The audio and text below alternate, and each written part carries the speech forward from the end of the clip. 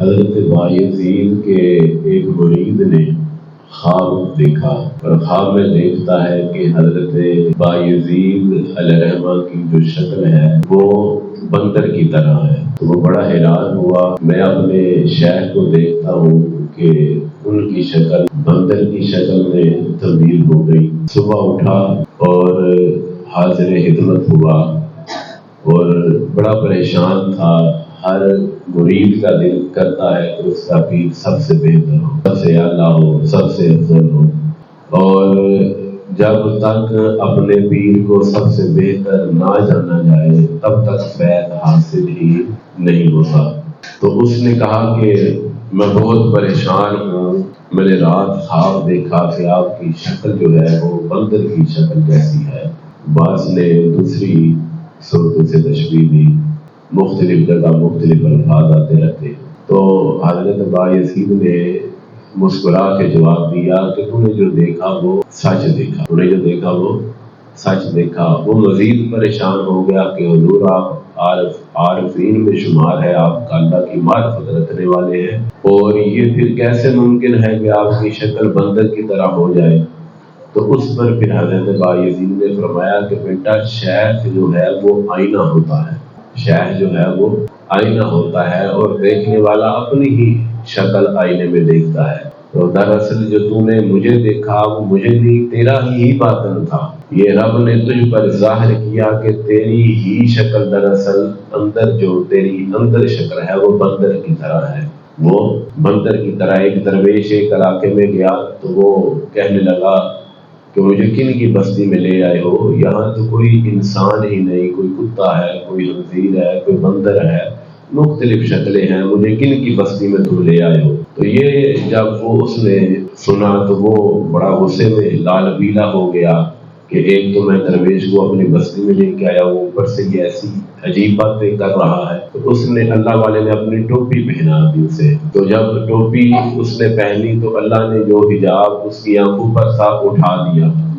جب حجاب ہٹا تو اس نے بھی دیکھا کہ کوئی کتا ہے، کوئی خنزیر ہے، کوئی بندر ہے۔ یہ مختلف صورتیں ہوتی ہیں انسانوں کی۔ جو انسان لالچی ہو اس کے نفس کی شکل کتے کی طرح ہوتی ہے، یہ بھی ایک معرفت ہے۔ جو انسان تکبر رکھنے والا ہو اس کی شکل خنزیر کی ہوتی ہے، اور جو حرام کھانے والا ہو اور بدفعلی کرنے والا ہو اس کی شکل بندر کی ہوتی ہے۔ یہ جو مختلف صورتیں اور شکلیں ہیں یہ بتاتی ہیں کہ انسان کس نفس کے کون سے درجے میں ہے۔ یہ جو ہے کہ انسان کو ہم نے خوبصورت شکل میں پیدا فرمایا، یہ دراصل باطنی خوبصورتی ہے۔ ظاہری خوبصورتی تو کفار کے پاس بھی ہے، کیا کافروں میں حسین نہیں ہوتے؟ ان میں مرد بھی حسین ہیں، عورتیں بھی حسین ہیں، بچے بھی ان کے حسین ہوتے ہیں۔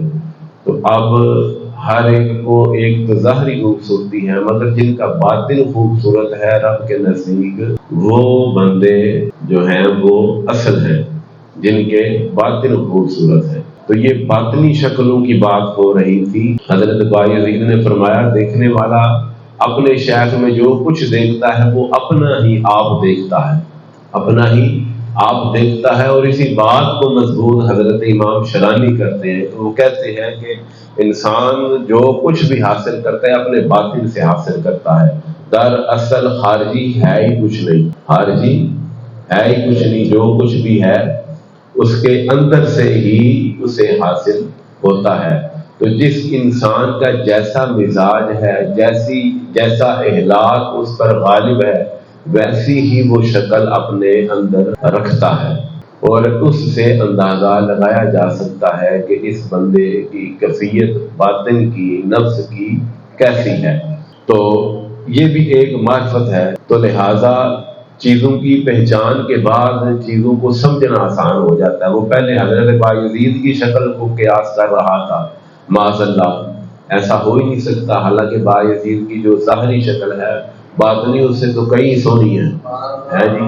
جنہوں نے باطن دیکھا بایزید کا وہ تو گم ہو گئے ہے جی۔ تو وہ شخص جو ظاہر پر قیاس کر رہا تھا وہ دراصل وہ خود ہی تھا، وہ خود تھا۔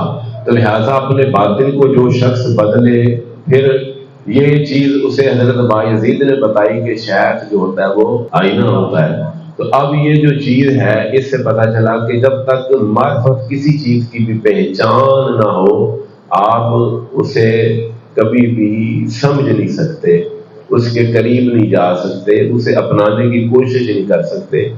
لہٰذا پچھلی نشست بھی ہماری اسی موضوع پر لگی تھی، تھوڑی تمہیدی گفتگو میں نے اس لیے کی کہ آپ کے ذہن میں یہ چیز بیٹھ جائے۔